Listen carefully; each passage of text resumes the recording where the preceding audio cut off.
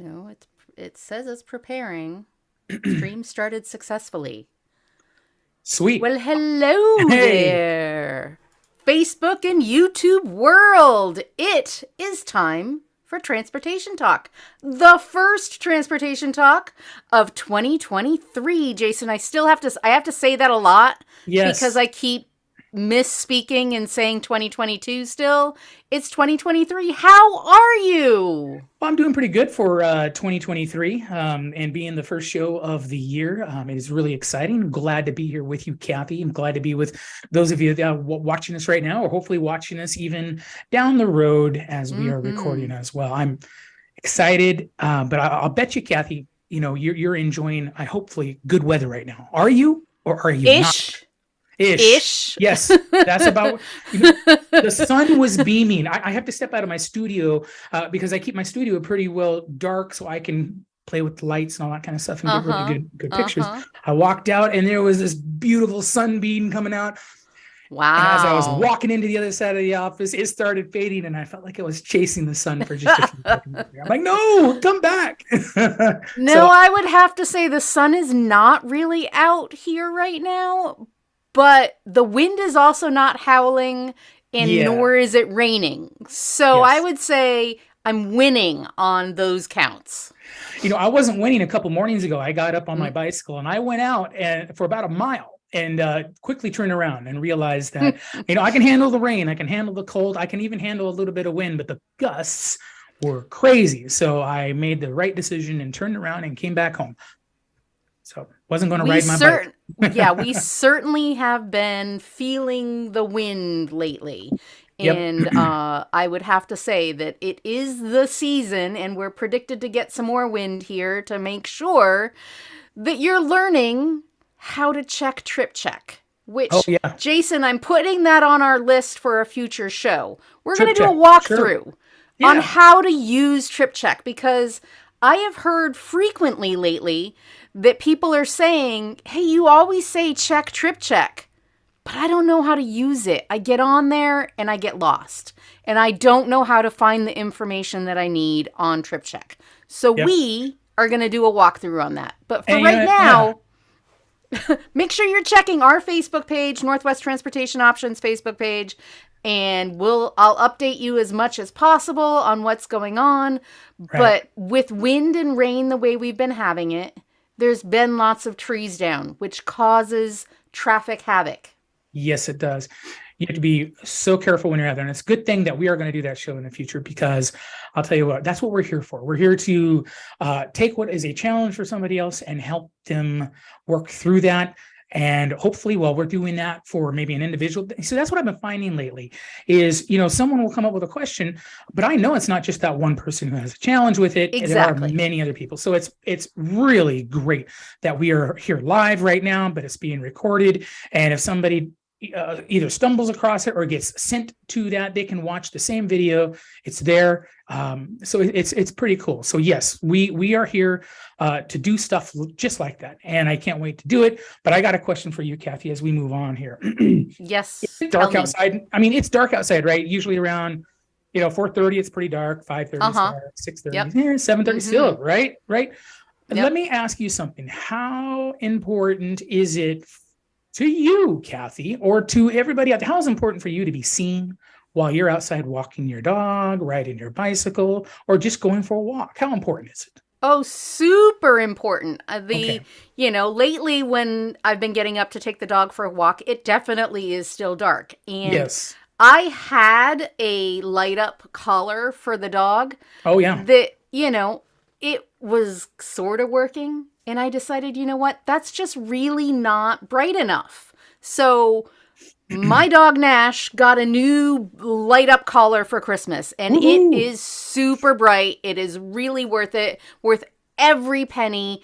And it is all LED lights, and it's super bright, and it keeps him so that I can see where he is, but not just Sure. me, but any cars, the school bus, the garbage truck, all of those Absolutely. things can see that there's something out there moving around. And at the Right. same time, when I put on my black raincoat to go out there and I don't put on some reflective gear, well, then I'm kind of putting myself at risk. So I make sure that I throw on some reflective gear, maybe even a little blinky light. Yeah. Great Something that idea. reflects, because even walking out there on the streets, I've got to watch out for myself so that other people can Absolutely. see me. Yes, thank you very much for pointing that out, Kathy, and especially showing that bright, flashy light and telling the story about Nash's awesome present that you got him here. Because I'll tell you what, when you're not lit up, when you are outside doing whatever it is that you do, I'm talking more specifically to cycling, Mm-hmm. and you're not lit up, you're like a ghost. You're like like those old Star Trek movies, right, where they had the cloaking devices. You might as well be cloaking yourself, and so nobody can see you except for until they run into you. Right. I have seen. It just seems like it's been a rash of them in the last week or so on my commutes on my bicycle or by my vehicle. There are people that are not, dressing appropriately, and they're not using lights on their bikes. They are completely darkened out there, and there are too many close calls around here, especially with the vehicles that we have. There's a lot of commercial traffic that we have around here on our roads, especially early in the morning.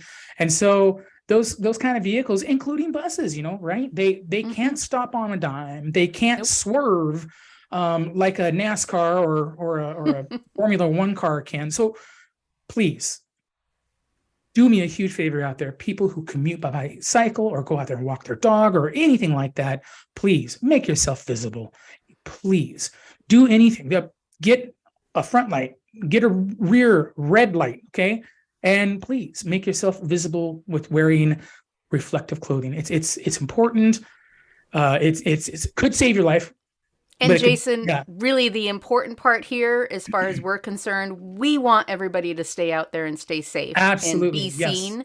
Yep. And we don't want your finances or your knowledge of where to get these things to be a barrier. Right. So we're making it easy. Yep. If you don't know where to get things to help you stay safe and be seen, drop a note in the comments. Absolutely. Send us a WhatsApp. Yep. Drop us an email.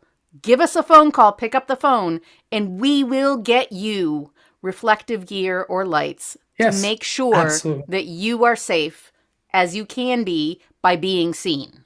Yep. Again, we're here to help you. We do want you to get out there. We want you to stay active. We want you to continue to commute other than single occupancy vehicles, like just one person in one car. We'd like you to get out there and use alternate forms of transportation. And sometimes it requires you to be safe by being seen. And definitely we are here for that. If you contact us at any point in time, we'll do whatever we have to do to ensure that whatever your situation is, we help you. So that's been my public service announcement for the morning, Kathy, and I look forward to digging into what we have for today. And I don't know. I don't know if I am able to describe it, but what are we going to talk about today, Kathy? So, we do different things to research and find topics to make sure that we've got interesting stuff that's transportation related to talk with you about. And so one of the things that I stumbled across was a top 12 list of unusual forms of transportation. And I just found it fascinating and so interesting. So Jason and I decided we were going to talk about unusual forms of transportation. Oh, definitely. I can't wait. When I saw you throw this idea out to me, I'm thinking, oh my gosh, this is going to be a fun topic of conversation.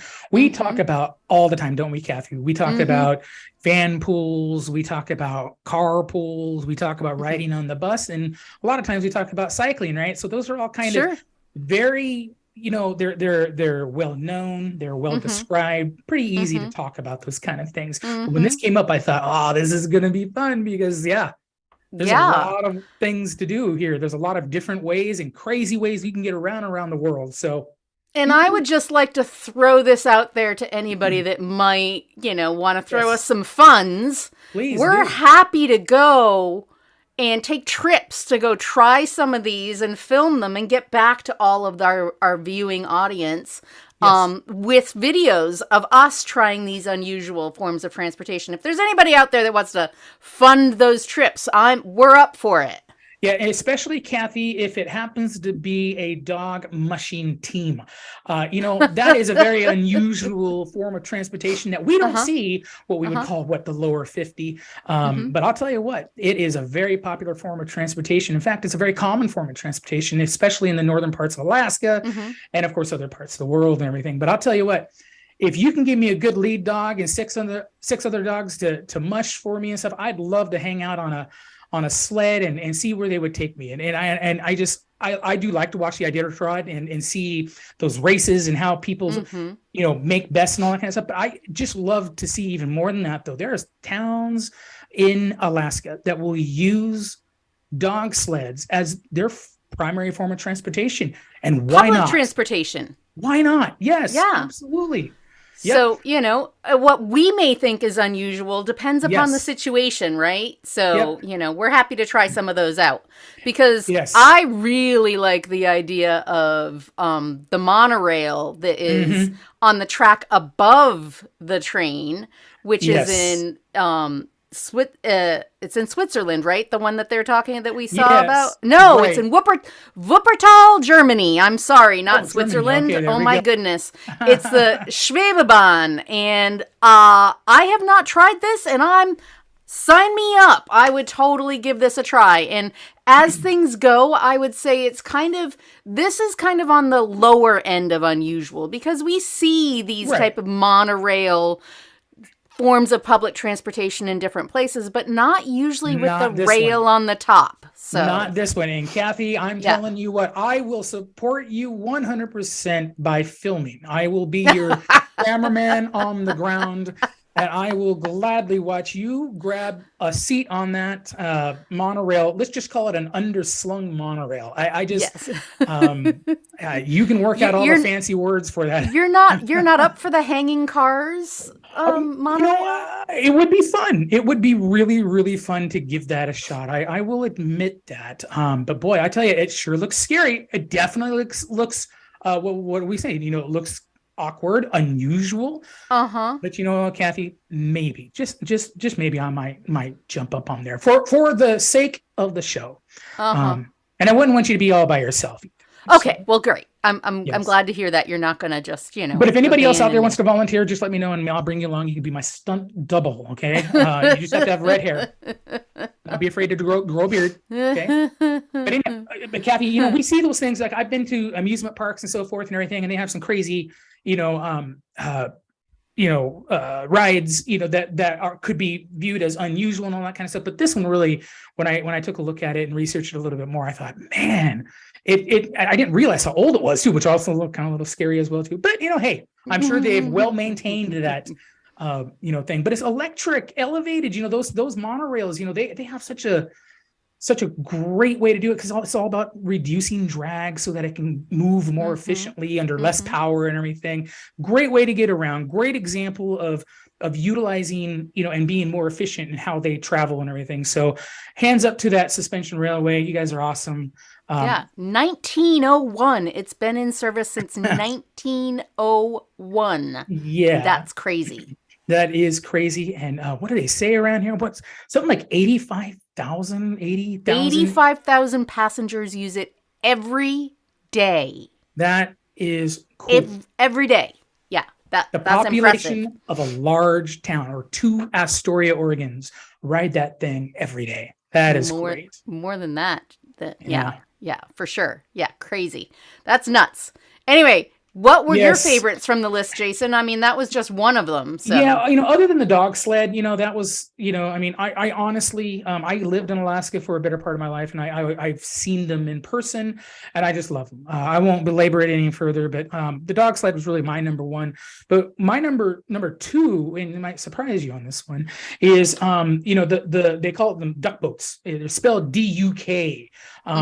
They're actually found DUKW. Yeah, DUKW, yes. And they're found across most seaward or locations that have a little bit of water. And they're basically, to me, they look like a bus, like a duck boat with a bus on top of it, an oversized duck boat with a bus on top of it. And I think it's a great way to get around, if not unusual, but definitely fun.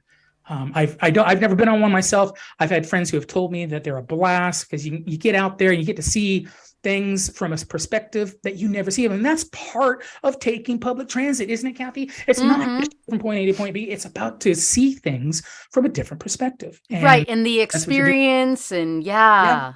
absolutely. Yeah, I would love to take a duck boat in action. And that's probably something that, Kathy, you and I, that's low hanging fruit. That's something I think we could do pretty easy. Yeah, we should be able to find one of those that we can get our trip financed to go try out. Absolutely. And do some video. Yeah, I mean, this list, I really love it. And I will pop the whole link in the comments so you can check it out yourself. But, you know, one of the things that I really loved about it was these were forms of unusual transportation from, you know, our perspective and our daily life experience. But they weren't like just for one person forms of transportation. Right. These were mostly forms of public transportation. And for people to get around in general, not just, hey, I built this wacky way to get around. It's not a unicycle. It's, you know, these are ways that you as the public can schedule a trip on or, you know, book a ticket and you can go by these forms of transportation.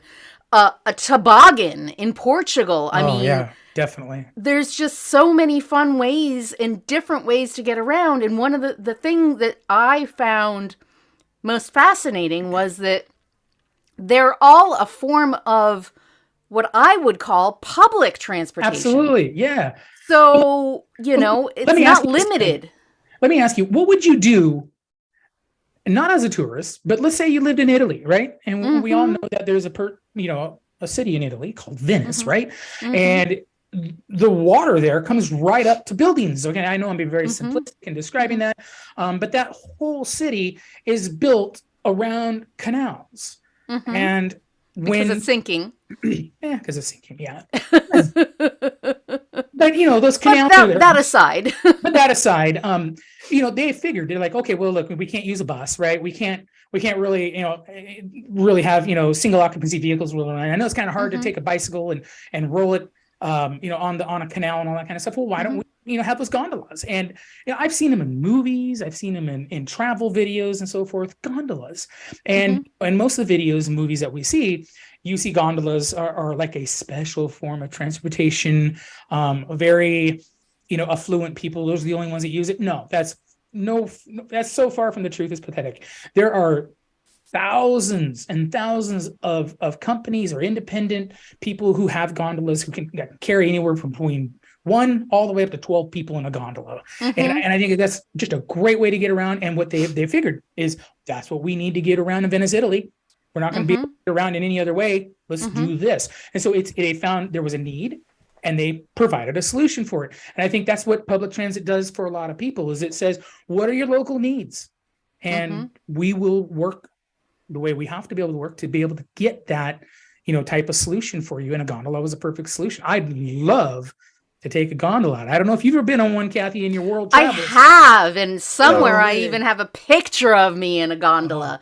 But it was many years ago. And, you know, I used it as a tourist. And I want to just say, you know, along the same lines, that they used what was available to them. So, you know, roadways were less convenient and the riverways and the canals are more convenient. And in that same way, if you travel to some countries overseas, and I'm going to pick out one that I've actually experienced myself, Thailand. And if you're traveling in Thailand, you know how crowded the roads are. No doubt. And if you're getting in a taxi from the airport to wherever you're staying, most likely, regardless of the time of day, you're going to be stuck in traffic at some point in time. Yeah. Which, you know, if you're a local, you know, okay, from the airport to where I live or to my place that I'm staying at for, you know, a stayover. Sure. I might have to use a taxi, but that might be the only time that you actually get in a taxi while you're there. Yeah. Because taxis during many times of the day, they're on the same road as the buses and the cars and the motorbikes and the tuk-tuks and all the things. And so everybody's trying to go to the same place and traffic just gets clogged up, Oh, absolutely. literally clogged up. And so they discovered that the best and fastest way to get around the city often is not by road. Right. Because Thailand also has a river in Bangkok that goes Yep. right through the middle of the city, and you get on the river and you stop. You get to a riverboat stop, which is a river taxi stop or river Right. bus stop, and you get on the river bus, and it takes you down the river to where you need to go, and Yeah. you get there much quicker, and they don't get clogged up, and they don't, and they're Right. jam packed. I mean, this Oh, isn't. yeah. This is not how the tourists necessarily get around, but it is how the locals get around because they're Yeah. getting around the traffic. Well, and specifically, waterway traffic, waterway transportation is public transit. When I hung out in Seattle for a little while for some trainings and stuff, I didn't take one myself, but I just love the ferries that they have over there. There's because so many people were using them. They have wonderful terminals up there. Yep. You just hop on one and go. It might not be considered an unusual form of transportation. To us, it is because we don't see it every day here. But I know an old time Astoria, was a only way that you could get from across Washington to here is through a ferry and everything. So I would like to nominate ferries as a very good, but yet sometimes non-usual or unusual form of transportation around here. But I wanted to ask you something, Kathy, as we're kind of going through this. One thing that came to my mind are bullet trains. I don't know if you consider that an unusual form of transportation, but definitely it's exotic. And I just had a friend who utilized those in Japan. In Japan, they're very regular. I mean, that's one of the best ways they can get around the country is through that. And there are so many advantages to taking that. We don't see that over here. And we know that there are many potentials that might be coming to the United States, but they're very costly. And Fingers crossed. Fingers crossed. I'd love to be able to see it because think about, what we would be able to do if we had that. And that leads me into probably the true unusual form of transportation is really the Hyperloops. And I don't know if you know about them, but they're a very futuristic way, really, really a futuristic way of getting around.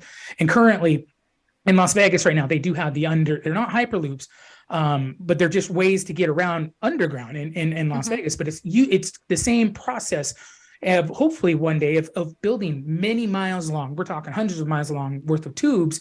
And yet what you do is you lower the air pressure inside. And so there's no friction. There's no air friction on anymore. And so these things can go, 300, 400 miles an hour, which you're getting into now air travel speeds. And that just might be a really good way to get around. I think it's unusual, and I don't know if I would take it right away. I'd probably give it a couple of years to see the how well it's maintained and all that. You but won't be an early adopter of those? I don't know if I will. Maybe if they were going to run them at 50 miles an hour, maybe, but 400 miles an hour in a train seems so awkward. But hey, my buddy told me that it's a great way to travel. It's the countryside, yes, in the foreground goes by really fast, but way back there, he says it's really cool how, things just roll by your screen. It's like watching just a beautiful nature documentary. So who knows? That might be unusual, but would you like to take one? Would you like to see one, Kathy, here in the United States? Oh, yeah. I would love to see one. And I think that there is lots of potential and possibility in that. And, commuting in that way or getting around and traveling in that way, I think sounds fabulous. And I would definitely try it. I mean, sign me up. Why not? Let's do it. Yes. I mean, back in the day, I've traveled on trains a lot in Europe and the high-speed trains there, but they weren't bullet trains yet at that point in time. Yeah. And I'm looking forward to experiencing that someday too, because that seems like a really interesting way to travel. So Jason, before we end up, because we're actually getting close to our end, yes, and we didn't go over every single one of those unusual forms of transportation. It'll be in the comments. You can look at them. The link will be. But what I wanted to pull out was just really briefly what they all have in common and how does that relate to our everyday life? Exactly. That's a good question, Kathy. How do they relate? I mean, at least for me, they relate in all of them are some form of public transit. getting people around in unique ways. Am I right with that? Yeah, they all provide a way for the public to get Yep. from point A to point B, wherever you are to wherever you want to get to. Yeah. I mean, it And might that's not an be by important dog thing, sled. It might right? not, you might not need dog sleds, but up there in northern Alaska, that might be the best way to get around, right? Yeah, and so they all have um, a means of getting a ticket or booking your Mm, trip or right. checking a schedule. Good They all point. have that in common. So if you learn your local public transportation Right. system, in our case, buses, regular fixed route buses, Yep. then you're more likely to be able to figure out how to get on and use even the most unusual forms of transportation. Absolutely. And we say this all the time. And if you ever need help in learning how to use it, because it can be kind of, intimidating at times to learn something new, we're here for you to learn how to do that. We'd love nothing more than for you to give us a call and say, hey, I have a challenge. One thing is keep me away from riding the bus or using other forms of public transit. Can you help me? Yes, we can. So get out there if you have an opportunity. And maybe if you're around one of these unusual forms of transportation, just take one. I know, hey, just go right up Give to it a try. take one of the what's that thing that they have that goes from upper OHSU down to lower OHSU? What is it called? It's called a The tram. tram. Yeah. Take the sling tram. I haven't done it yet because it hangs off of a cable. But Jason, we'll do that one day. What do you think? I will do that one day. Yes. Maybe Okay. we'll go up there and do that. Yeah. Put it in the comment if you want Jason to ride on a tramway, specifically the one over at OHSU. Let me know, and maybe Kathy and I'll just go and do it one day. Yeah. Yeah. And we'll film it so you can We'll watch. film it. Yes. Yes. I promise you, I will not scream. Too loud. Too loud. That is correct. But look, if you are around some of these forms of transportation, take them, go out there and do them. If you've never used them, try them. Give us a call. Let us know. Write it in the comments what it was like. Trust me, we'd love to hear your experiences. And you know what? It's totally cool if they want to call in too and maybe tell us the story live on air. That would be really neat. Absolutely. Yeah. We'll invite them to come on our show and they can tell us all about the unusual form of transportation that they used and why they chose it. Yep. Hey, if there's any rickshaw drivers out there, let me know. I'd love to talk to you. If anybody doesn't know what a rickshaw is, you're on a bicycle basically with a passenger compartment on the back. It's usually it's a tricycle. And if you've traveled in Thailand, they're called tuk-tuks there. Tuk-tuks. Okay, a tuk-tuk or a rickshaw, or I can't think of anything else to call them. But let me know. I'd love to hear what your experiences are on a rickshaw, either riding them or driving them.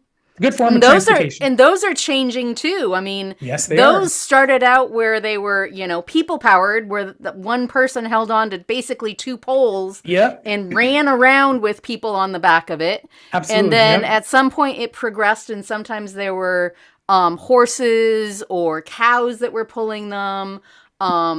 And now they moved to bicycle power, and now they're moving to motorbike power and then electric bike power. I mean, it's really, there's been a progression there too. Super fun. If you've experienced all of those forms, please give us a call, raise your hand and let us know. And we'd love to have you on.